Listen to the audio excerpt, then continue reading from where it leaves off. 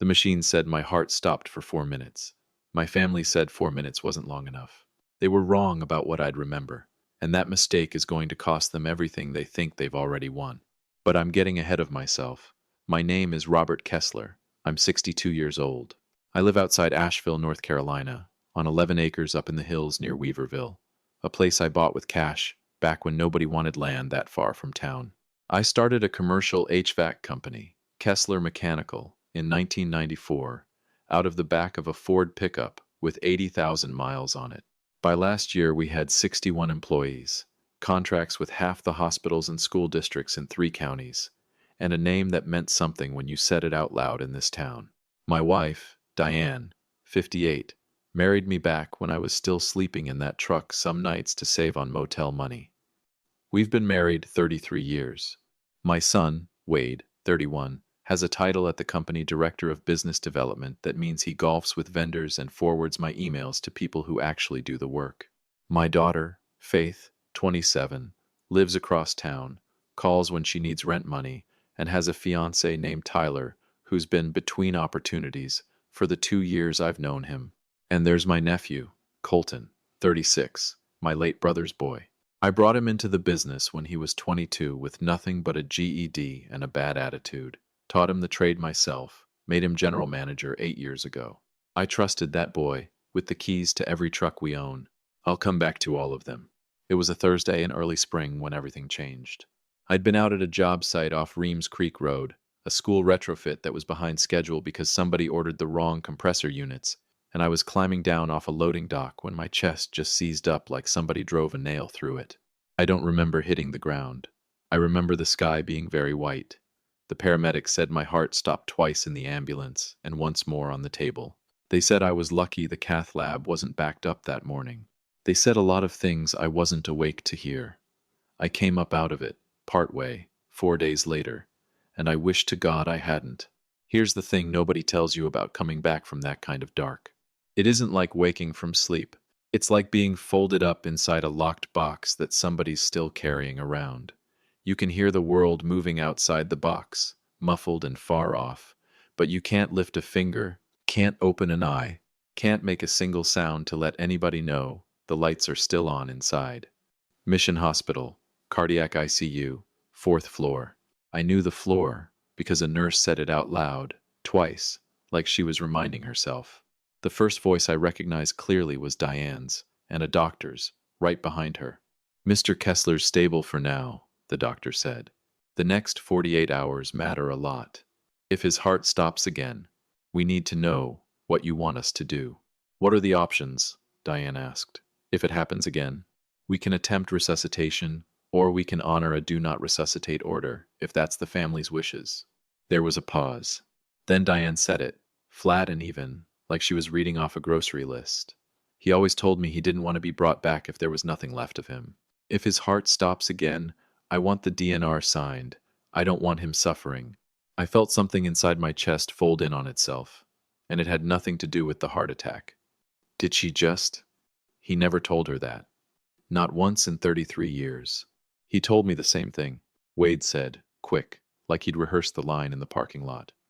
Said, if he ever ended up like this, hooked to machines, he wouldn't want to be a burden on anybody. I never said that. I have never said that sentence in my life. He's 62, Diane went on.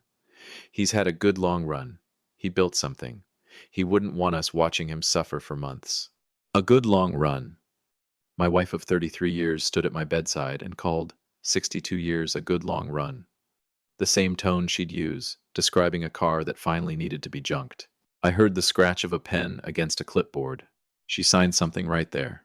I couldn't move, couldn't speak, couldn't do one single thing except lie in that dark and listen. Don't react. Don't twitch. Just listen. That instinct probably kept me alive more than the defibrillator did. They came back that evening, all 3 of them together. I heard the door, heard chairs scraping, heard the particular crinkle of a granola bar wrapper. Faith. It had to be Faith. Because of course it was. She spoke first. He doesn't look any different, she said. Not sad. Just flat, like she was reporting weather. Still stable, Diane said. Doctor says another 48 hours, maybe longer. Longer. Faith exhaled through her nose. I've got the wedding venue walkthrough Saturday. I can't keep driving out here every day, Mom. Your father had 2 heart attacks and is on a ventilator, and you have a venue walkthrough. Nobody's asking you to camp out here, Wade said. I'm serious. He missed my 16th birthday for a job in Charlotte. He missed my college graduation for a job in Charlotte. Now I'm supposed to drop the whole wedding for this. She wasn't wrong about the work. God help me, she wasn't wrong. But I was building something. For them. For all of them. Colton spoke up then, steady, the same voice he used, running crew meetings. He made it real clear over the years he didn't want to be a burden to anybody. I think we honor that. Exactly, Wade said. Then quieter, like he thought the machines would swallow it. Besides, once probate's done, the buy-sell agreement kicks in on the company shares. I looked at the operating agreement in his office last month. I know roughly what my piece is worth. Wade. Diane cut him off sharp. What? I'm just saying. Not in here, obviously. Silence. Once probate's done, the buy-sell agreement kicks in. I looked at the operating agreement in his office last month. My own son had gone digging through my private business files and already penciled my death into a spreadsheet while I was lying 4 feet away, a line item on somebody's calculation of what he was owed. I don't have words for what that does to a man. I won't try to find them. Over the next several days, I heard things I will never unhear. I heard Wade on the phone in the hallway, thinking I was too far under to register anything. Yeah, he's not tracking much. Doctor says it's touch and go. Hey, can you get me a number on that lake lot out on Beaver Lake? I might have some liquidity coming soon. Liquidity. His father, still hooked to a ventilator, and the word he reached for was liquidity. I heard Faith tell Diane she thought the house on the ridge was too much land for one person to manage alone, and that Mom should think about listing it once things settled. Once things settled. Like I was weather that would eventually pass. And I heard Colton. Quiet, efficient Colton, the boy I taught to sweat a copper joint before he could grow a proper beard, the man I made GM, the man I'd co-signed a truck loan for in 2020, because family takes care of family. I heard him tell Diane, word for word, the sooner the estate's settled, the cleaner the transition is for the crews. I can run day to day without any gap. I already basically do. I bet you do, Colton. I didn't know yet exactly what I meant by that, but something cold dropped into my gut and stayed there like a stone in a well. Day 6, early morning. I opened my eyes. A nurse made a sound I think was meant to be joy. There was a rush of noise and light, and people who clearly hadn't expected to be doing this today. The doctor came in, ran his tests, asked me questions. What year is it? Who's the president? Can you squeeze my hand? I answered every single one. And when Diane walked through that door 20 minutes later, her face did something complicated.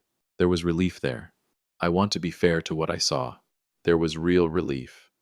But underneath it, something else moved across her face and disappeared so fast I nearly convinced myself I'd imagined it. Almost. She cried. She held my hand and said, I was so scared I was going to lose you. I said, I know, honey. I'm just glad you were here. Every word out of my mouth was a lie. And for the first time in 33 years of marriage, I felt absolutely no guilt about that at all. They released me 9 days later. Wade carried my bag to the truck. Faith brought a bouquet of white lilies, which I have hated since my own mother's funeral, but sure, fine. Colton shook my hand with both of his and said, Scared the hell out of us, old man. Glad you're back. I smiled at every one of them. Welcome back. Oh, I was back. All right. And I had nothing in the world but time.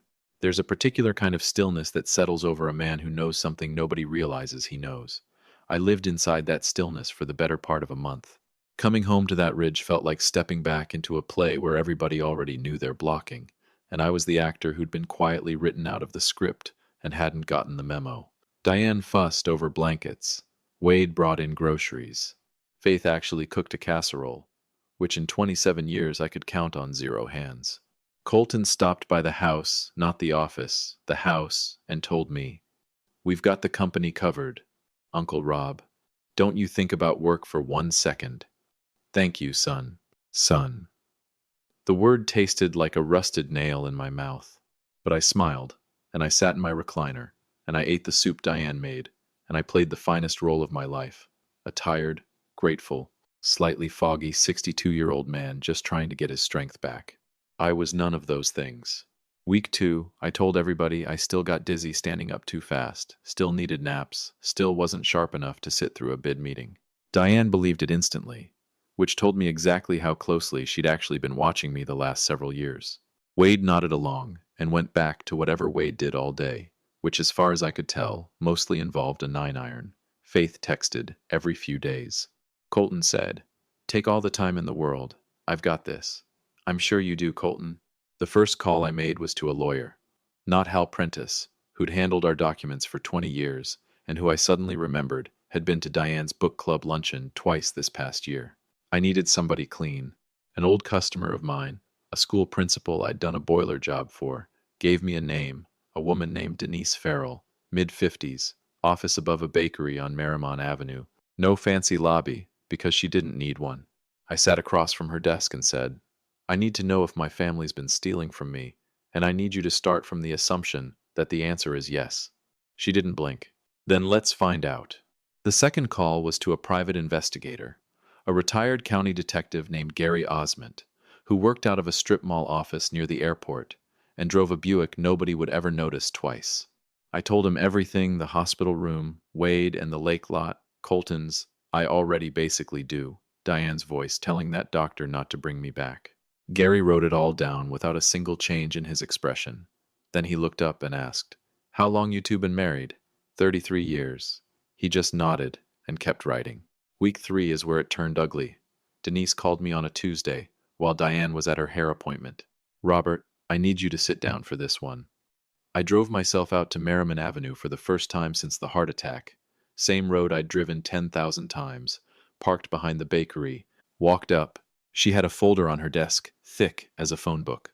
"Your general manager," she said, "has been moving money out of Kessler Mechanical for roughly 4 years. The figure was $640,000. Siphoned slow and patient through padded supplier invoices, a ghost subcontractor account, and wire transfers routed through a shell company called Blue Ridge Equipment Partners, registered in Wyoming, invisible unless you already knew exactly where to look." "He's your nephew," Denise said. "Yes." His reasoning, and we've got this in recovered messages, was that he was, and I'm quoting, "protecting my position in case the will doesn't treat me like a real son." I sat with that a long moment. He did it because he was scared I wouldn't take care of him. I'd co-signed that truck loan. I'd put him through his HVAC certification classes on the company dime. I'd taken him fishing on Fontana Lake every June since he turned 25. I told him to his face more than once, "You're my son as far as I'm concerned. You don't have to worry about a thing." And he robbed me blind anyway. "There's more," Denise said. Of course there was. Diane co-signed 6 of these wire authorizations. She's got signing power on the corporate accounts. Some of this couldn't have moved without her. My wife hadn't just stood at a hospital bed and tell a doctor to let me go. She'd been signing off on her nephew robbing the company I built with my own hands out of a truck bed. I didn't cry. I want that clear. I sat in that office above the bakery on Marymount Avenue, and I felt something close, quiet, and final, like a door with a good latch. "The land," I said. "Tell me about the lake lot." Denise flipped to another tab. Weeks before my heart attack, with Diane's help every step of the way, Wade had drawn up a forged power of attorney carrying Diane's real signature and a forged version of mine. The second it looked like I wasn't walking out of that ICU, he'd moved fast, filed a fraudulent quitclaim deed at the Register of Deeds office, putting his own name on the Ridge property, the 11 acres I'd bought with cash, before he was even born. He was ready and waiting, Denise said. Our handwriting analyst already confirmed the POA signature's a forgery, clean as day. I can file suit tomorrow to freeze the deed and strip his name off it entirely. She paused. But Robert, the second we file, he knows we're onto him. Then we don't file yet. When do you want to file? I thought about Diane mentioning the anniversary. Everybody in one room, all of them smiling across a table at me. The Monday after the party, I said. Denise nodded slow. So Wade walks into Saturday night thinking he owns half your land. That's exactly right. Gary Osment called 2 days after that. I was on my back porch watching the creek run when my phone buzzed. You want to hear about the boyfriend, Gary said. Tell me. Goes by Derek Voss, 36. Personal trainer over at the CrossFit place on Tunnel Road. Your wife's been seeing him 9 months. 9 months. I did the math without wanting to. 9 months back was our anniversary trip to the Outer Banks. She wore a yellow dress on the boardwalk. We danced barefoot in the sand to something off the radio, and she'd said, laughing, "We should do this every year." 3 weeks after we got home, she started at that gym. I set the phone on the armrest and stared at the creek. 33 years. Not 33 bad ones. Either we'd had real years, good ones, the kind you don't fake. I wasn't some husband who forgot birthdays and lived at the office. I worked hard, sure, harder than maybe I should have, but I showed up. I built the life she was now quietly dividing up between her son and her personal trainer. My hands shook. A wave of sick, cold nausea hit so hard I had to grip the porch rail to stay on my feet. I wanted to put my fist through the kitchen window. Instead, I made myself breathe slow until it passed. If I broke now, they didn't just get my money, they got the win too. Keep moving, Robert. One more piece I needed. I reached out to an old employee, a dispatcher named Marla Whitfield, 49, sharp as a new blade, who Colton had pushed out of a shift lead role 2 years back over what amounted to her doing her job too well. Marla met me at a diner off Patton Avenue, ordered black coffee, and when I sat down, she looked at me like a woman who'd been waiting a long time for exactly this conversation. "I flagged those supplier invoices twice," she said before I'd even set down my mug. "Colton shut me down both times. Told me I was overstepping. But it wasn't just him running it." I paused with my coffee halfway up. "Who else?" "Your daughter." Marla slid a flash drive across the table. "Colton was routing cash through Blue Ridge Equipment Partners. But look at the secondary payments. He was cutting a check every month, straight to Faith's wedding planning business. A kickback. She found out what he and your wife were doing about a year ago. Instead of coming to you, she asked for a cut to stay quiet. She's been building that whole business on your stolen money." Marla became my inside source over the next 2 weeks. She'd kept her own personal backups, because Marla was exactly that thorough, and it let us reconstruct the whole fraud timeline down to the day. Dates, amounts, approvals, the entire chain. Every dollar Colton moved and Diane signed off on, cross-referenced and documented. $640,000. 4 years. 38 separate transactions. All while I was out driving home late from job sites, thinking I was building something for my family. Turns out I was, just not for the reason I thought. By the end of that month, here's the full ledger I had. Diane, affair with Derek Voss, 9 months. Co-signed on Colton's fraud, helped forge the power of attorney. Told the doctor not to bring me back. Wade, penciled the buy-sell payout into his own math before I was even conscious. Forged a POA, deeded himself onto my land. Told the doctor his father never wanted to be a burden. Colton, $640,000 stolen over 4 years. Told the doctor the same lie about burden, Faith. Knew about the fraud for a year, took a kickback to stay silent, and lied straight to a doctor's face about her father's wishes. Denise had the property lawsuit drafted and sitting in a drawer, ready to file the Monday after the party. Wade had no idea. As far as he knew, he half-owned 11 acres, and I was home eating soup and watching baseball. Let him enjoy it. He had about a week left. I moved our joint personal savings, just under $900,000, into a fresh individual account at a bank 2 counties over. My money, my name, my signature on every distribution that ever built that balance in the first place. Perfectly legal. I also had a new will drawn up. The old one was generous. The new one was instructive. Here's what I need you to understand. I am not by nature a vengeful man. I'm a mechanical contractor. I like systems that work, problems solved clean, nothing wasted. What I was building wasn't revenge in the movie sense. It wasn't rage. It was a punch list, and I had one more job to close out. Our 33rd anniversary landed 6 days later. Diane had already mentioned, cheerful as anything, over dinner one night, while I smiled across the table at the woman who'd co-signed away 6 figures of my company's money, that we should throw something special this year. "Absolutely," I said. "Let's invite everybody. Make it a real night." She reached over and squeezed my hand. I squeezed back. Every one of them was going to be standing in the same room, and every one of them was going to get precisely what they'd earned. Diane planned the whole thing herself. Invitations went out to 24 neighbors from the Ridge, old friends from church, our pastor from Weaverville Baptist, a couple of longtime crew foremen from Kessler Mechanical. She ordered catering from the Good Barbecue place off Main Street, not sheet pan food from the grocery store. She rented string lights and rustic wood tables. She had a banner made, 33 years, the Kessler family. I found it rolled up in the mudroom 3 days before, and stood there staring at it long enough that Diane asked if I was feeling okay. The Kessler family. Sure. Let's celebrate that. The party fell on a Saturday evening in early October, the kind of mountain night where the heat finally lets go around 7, and you can stand outside without your shirt sticking to your back. The yard behind the house was strung with lights, the creek catching the glow and turning it into something that almost looked peaceful. Almost. Wade showed up first, dressed like he was headed to a country club, which was Wade's default. He clapped me on the shoulder. Looking good, old man. You really bounced back. Best I've felt in years, honestly, I told him. He had no idea how true that was. Faith came in behind him, hugged her mother, handed me a card. I opened it right there in front of everybody. Inside she'd written, "Dad, so glad you're still here with us. Love you always."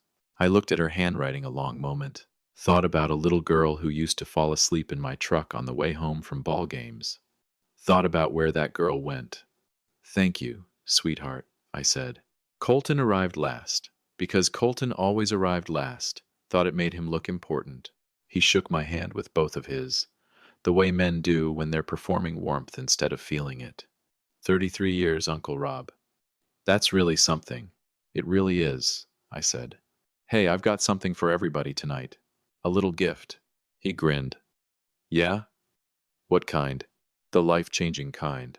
He laughed like it was a joke. It wasn't. By 8, the yard was full. Neighbors laughing. Ice clinking in glasses. Diane moved through the crowd in a navy dress, like a woman without one single secret in her body. Wade was on his second bourbon. Faith stood near the creek, talking wedding logistics with somebody. Colton worked the yard like it was a job fair, glad handing crew foreman at my own anniversary party, because that's exactly who he was. Denise Farrell sat parked on the road out front, with a folder on her passenger seat. Gary Osmond had made one phone call earlier that afternoon on my behalf. 2 Buncombe County Sheriff's deputies waited in an unmarked car down at the end of the drive. Everything was set. I walked to the center of the yard, picked up a fork, and tapped the side of my glass. Can I get everybody's attention for just a minute? The yard went quiet. Diane looked over and gave me that warm public smile she kept polished like good silver. Wade raised his glass. Faith turned around. Colton crossed his arms and watched. 24 neighbors, my pastor, my crew foreman, my family, an audience. Good. 33 years, I started. That's a long stretch of road. You build something together. You sacrifice for people. You make choices every single day, hoping, trusting, they're worth it. A few people nodded. Somebody said, "Amen to that." Nearly dying has a way of clearing your head, I went on. Lying in that hospital bed at Mission, I didn't have much to do but listen. And, remember, Diane tilted her head just slightly. The smile held, but something behind her eyes shifted. There it is. She felt the temperature change in that yard before anybody else did. I heard things in that hospital room I will never unhear. Things that changed me for good. And tonight, on our 33rd anniversary, in front of everybody who's watched us build this life, I want to share what I learned. I reached down to the folding table beside me. 4 envelopes, each one with a name written across the front in my own handwriting. The yard had gone completely silent. Wade. My son stepped forward first, bourbon still in his hand, the loose smile of a man expecting a check. I handed him the envelope. He opened it, read it, and the smile drained off his face slow, like water leaving a tub. Inside was a printed transcript, every word he'd said in that ICU room, the liquidity comment, the lake lot. Once probate's done, the buy-sell kicks in, I know roughly what my piece is worth. Underneath it, a letter from Kessler Mechanical's HR department, dated that same Friday. Wade, effective immediately, your position with the company is terminated. Your company truck is to be returned by Monday morning. The health coverage the company's been carrying for you and Brittany ends the same day. I let it sit.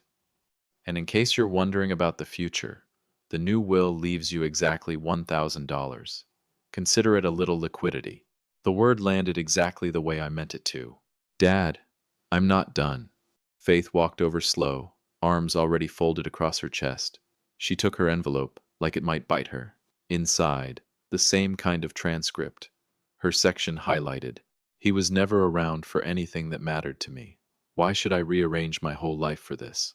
And under that, the piece that hit her hardest, a printed still frame from the hospital's hallway camera, time-stamped the exact minute she told a doctor her father should be let go. Faith looked at the photo, then at me. Dad, I didn't mean... Faith. My voice stayed level. You meant it. And you knew about the money, too. You knew. And you said nothing. I let that sit. Your name comes off the lease on your studio as of Monday. You've got 30 days to find a new way to cover it. I paused. Same as your brother. $1,000 in the new will. Spend it wisely. Diane. The whole party had gone still, as a photograph. Nobody touched a drink. The neighbors down front were studying the grass, like it might swallow them whole. Our pastor looked like a man reconsidering every choice that had brought him to this backyard. Diane set her glass down very carefully. She walked over, took her envelope in both hands, opened it. Inside, Gary's surveillance report, 9 months of dates, locations, the CrossFit parking lot, a motel off Smoky Park Highway they used on Wednesday afternoons, while I was running a company she was simultaneously cheating on and helping her son loot. Beneath that, the forensic documents, her signature on 6 fraudulent wire authorizations, the forged power of attorney, her handwriting sitting right next to mine, except mine had never touched that page. And beneath all of it, divorce papers, already filed, already processed. She went pale, not flushed, not tearful, pale, the specific color of a body having an argument with reality that the brain hasn't caught up to yet. 33 years, I said quietly, and you couldn't give me 7 more days. Robert, please.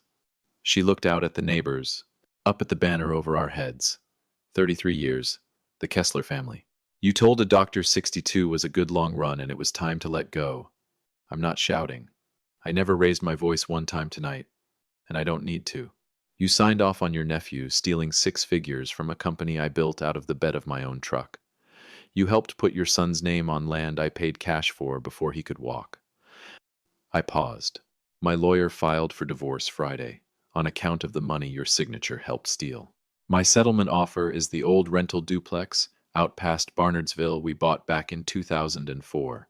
You can live there, or you can let a judge spend a morning reading your fraud timeline out loud. Your choice. Diane stood in her navy dress, in the yard she decorated with her own 2 hands, surrounded by every friend she had, and had nothing left to say. Colton hadn't moved from the edge of the patio, dead still. The blazer he was wearing suddenly looked like a Halloween costume. I didn't hand him an envelope. I just looked at him. I took you in when you were 22, with nothing but a GED and a chip on your shoulder, I said. Taught you the trade with my own 2 hands. Made you GM. Co-signed your truck loan. Called you my son when your own daddy, my brother, wasn't around to say it. And for 4 years you robbed me. $640,000. 38 transactions. And when I lived, you were disappointed. Colton's jaw tightened. Uncle Rob, whatever you think I don't think anything. I know. My voice stayed level, but there was something underneath it now that could have cut steel. My attorney filed a criminal complaint for embezzlement and forgery with the Buncombe County Sheriff's Office 2 days ago. The warrant was signed this morning. I looked toward the side gate. Come on in. 2 deputies in plain clothes walked through. The whole yard made a sound I can't quite describe. A collective intake of breath. Somebody's glass hitting the flagstone. One deputy said, Colton Kessler? Colton looked at me one last time. Something cracked in his face. Not remorse, not exactly. More like the particular devastation of a man who'd bet everything on his uncle staying dead. You raised me like your own son, he said, almost a whisper. But it never felt like it went both ways. It did, I said. That part was real. They walked him out through the side gate. The whole backyard watched in silence. Diane had a hand pressed over her mouth. Wade was staring at his own shoes. Faith was crying real tears, though I couldn't tell you what exactly they were for. I picked my glass back up off the table, looked around at the neighbors. I want to thank every one of you for coming out tonight, I said, and I meant it. Please, eat. The barbecue's excellent. I picked the place myself. A few stunned faces looked back at me. I finished my drink and set the glass down clean. 62 years old, and I've got a good 30 left in me at least. I've still got a company standing on its own 2 feet, and a scholarship fund I'm setting up in my brother's name for kids who want an HVAC apprenticeship and nobody to vouch for them. Not one single person left in my life who doesn't belong there. I walked through the house and out the front door into the cool mountain air. My truck had been packed since Thursday. I pulled out of that driveway for the last time, turned onto the highway, and drove north with the windows cracked. My phone buzzed once on the seat. Diane. I let it ring out. 3 miles down the road, I pulled onto the shoulder, typed one text, and hit send. I heard every word. Then I dropped the phone in the glove box, rolled the windows the rest of the way down, and just drove. They wanted me gone. Instead, I gave them the one thing they never saw coming, the truth. Said out loud, in front of everybody who mattered. You wanted what was mine. You got exactly what you earned.